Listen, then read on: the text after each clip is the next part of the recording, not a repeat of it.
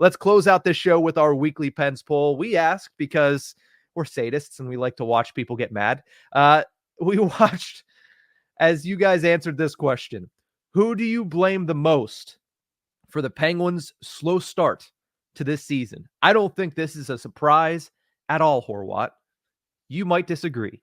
Mike Sullivan overwhelmingly took home the prize on this one. 61% of voters said, yeah, this is Sully's fault. This is Mike Sullivan's fault. And honestly, a lot of them have said, fire him as well. That's been in our comment section for the past week. 21% say it's the star players. They just haven't performed up to snuff. So 21% say star players.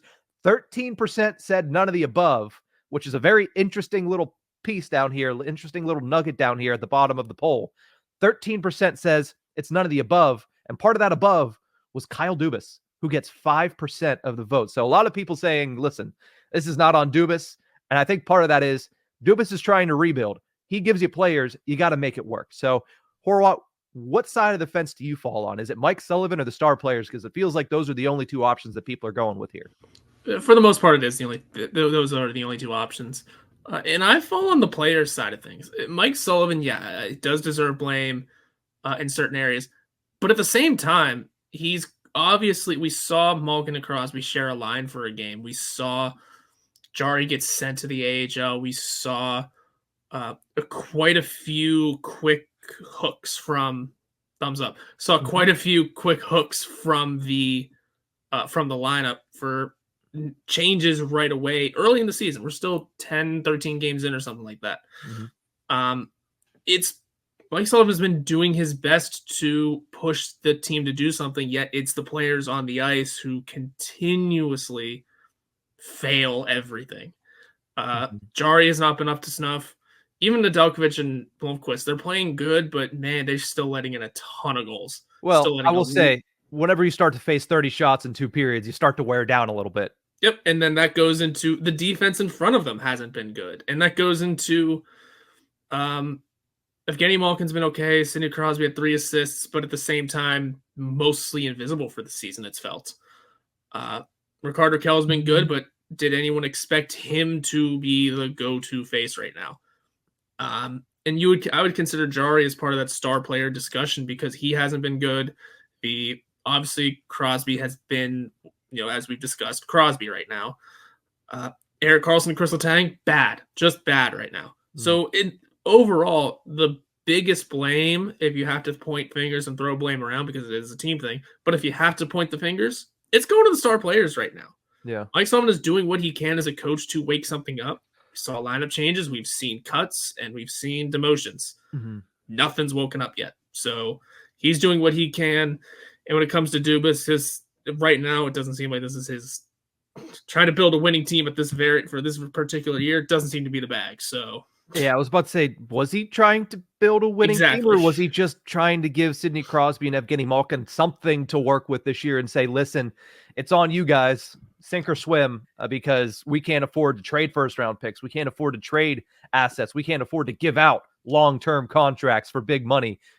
All we're going to do is give you these guys that are trying to prove it. We're giving you guys that are hungry, make the best of the situation. And I think that's, what goes into with Mike Sullivan as well. It's not like he was handed a playoff roster right off the bat, but I think he was handed a roster that on paper was better than it was last year. I think he has a team that kind of fits together better than it does last year, and yet they're executing poorly across the board, which means something's off. And whenever it's the continued issues from last year with a lot of fresh faces, a lot of new personnel, it starts to lead towards the one consistent, which I get it. Crosby's been consistent for 20 years. Same with Malkin for 19 and Letang for 19. But the one consistent for these struggles has been Mike Sullivan's system. So I would put it on Mike Sullivan. Not to say that the star players are bereft of blame. I think I'm using that word correctly. I shouldn't use it if I don't know it. But I don't think that you can take all the blame off of their shoulders. There, that's better.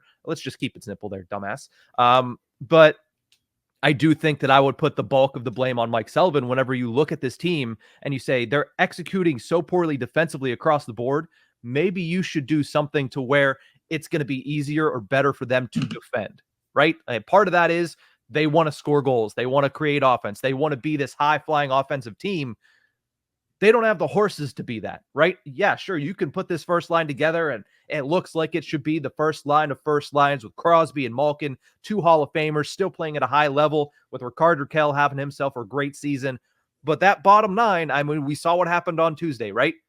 The bottom 9 scored 0 goals, allowed 4. The top line scored 2, allowed 0. At the end of the day, you lost the dang game. So you can move the pieces on the chessboard around as much as you want, but if it's on the Titanic and sinking, I don't care if you got a checkmate on that chessboard. You're probably still going to miss the playoffs. Yeah. I just feel like it's going to be on the overall at the end of the day. Most of the time, it is on the players on the ice who need to perform. If they're in that mood of they're over the coach, which we've seen before on plenty of occasions. Mm-hmm. I mean, that's what a lot of people are already thinking, but it's just tough to tell. And that's still on the players to show as to why they deserve someone who can help them win. Mm-hmm. If they're really trying to pull that string. Yeah. I just give, it's not the coach's fault this team's allowing multiple goals in the same minute. Yeah, but here's the thing. It's the coach's fault when the players don't have the mentality. You're supposed to prepare these guys for a harsh 82 game schedule to where there's going to be highs and there's going to be lows. That is just the nature of the sport. If your team can't handle the lows, and you're talking about, multiple goals within a minute, I mean, 3 goals in a minute and 5 seconds in Vancouver, when your team continues to blow 2-0 leads, and whenever it's 2-0, it's not, hey, well, they scored 1 and then about half the game later, they scored a second one. Oh man, you blew a 2-0 lead. No, it's you're up 2-0. You blink and you miss it. You're down 4-2 on both of these occasions. Not to mention the slow starts where your goaltenders hung out to dry. That's a mentality thing. You're not getting your team ready to play, and whenever they're playing, they just have such a poor response to whenever they make one mistake, it starts to snowball. That's on your coach for not being able to get you mentally ready. So again, I'm not putting all the blame on Mike Sullivan, and I don't even think it's that the players have kind of grown sour to his message, because we've seen on multiple occasions Evgeni Malkin say, he's the only coach I want to play for the rest of my career. Kris Letang say that. Sidney Crosby say that he likes Mike Sullivan and wants him to stick around. If those players want him around, that's going to trickle down through the locker room. I don't think that's it. I just think Mike Sullivan is failing at his actual job. I don't think the players have quit on him. I don't think the players don't like his system. I think his system just doesn't fit with the players he has, and he doesn't do enough to prepare them game in and game out. And we've seen that now for 3 seasons. And we talked about it on Tuesday. Why do you think their losing streaks have outweighed their winning streaks for the last 3 years? Something that hadn't happened the entire Crosby era, because Sullivan's system no longer works, and he can change the lines all he wants. And that's what he's doing. And that is new for him. Because remember, he used to be stubborn in that aspect too, but he needs to be a little bit more open to changing kind of wholesale, not little tweaks here and there, because a little tweak is not going to fix the worst defensive team in hockey. So I put it on Sullivan. I think the star players have their hand in it. Like you mentioned, Letang and Karlsson, there's no redeeming qualities right now for those two. Yeah, Karlsson has put up points, but while you don't expect anything defensively, I mean, you expect at the very least him not to look like a midget hockey player, right? Like he looks like a minor league hockey player on defense. Same with Letang though. And it's just not good enough from those guys. But I think whenever the problems persist across the entire team, that's when it points to the head coach. And that's why I'm going with Mike Sullivan. Do I think he's on the hot seat? That's another question that, is going to be talked about all season. I don't think so. I think that the expectations were lowered coming into the season. They weren't this low, but they were lowered. So I think he's going to be given a little bit of grace because of that. And I think that conversation doesn't start until much later in the season, if it starts at all this year.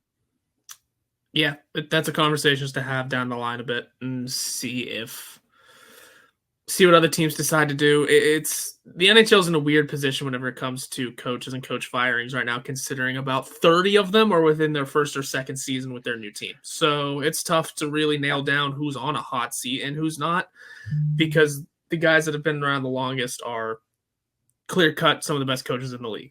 Yeah. So it gets tough at this point, and we'll see what the Penguins do from here. Let's just say there's a lot to blame at the moment, and it's not getting prettier. Even some of the best coaches in the league lose their job and they find a new one. And it is what it is, right? Bruce Cassidy in Boston lost his job, found a new one in Vegas. Oh, he went on to win a Stanley Cup. Pete DeBoer lost his job in Vegas, moved on to Dallas. And guess what? They've been a Western Conference finalist, and they've been a team that you expect to be in the Western Conference final now for years to come under Pete DeBoer.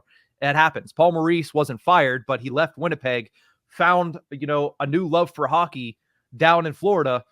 He lifted the Stanley Cup for the first time in his long career last year. So these things happen. And yeah, it would sting, and it might actually happen if Mike Sullivan leaves Pittsburgh, goes somewhere else, and wins another Stanley Cup. Honestly, I think there's a likely chance that does happen after he leaves Pittsburgh.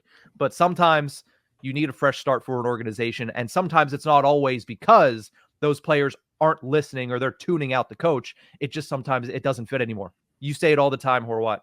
Coaches have expiration dates. Sometimes it's because the players tune them out. Sometimes it's just because that doesn't fit the organization anymore. And honestly, with this organization going in a new direction than what it's been the entire time Sullivan's been here, maybe the organization just doesn't fit the coach anymore.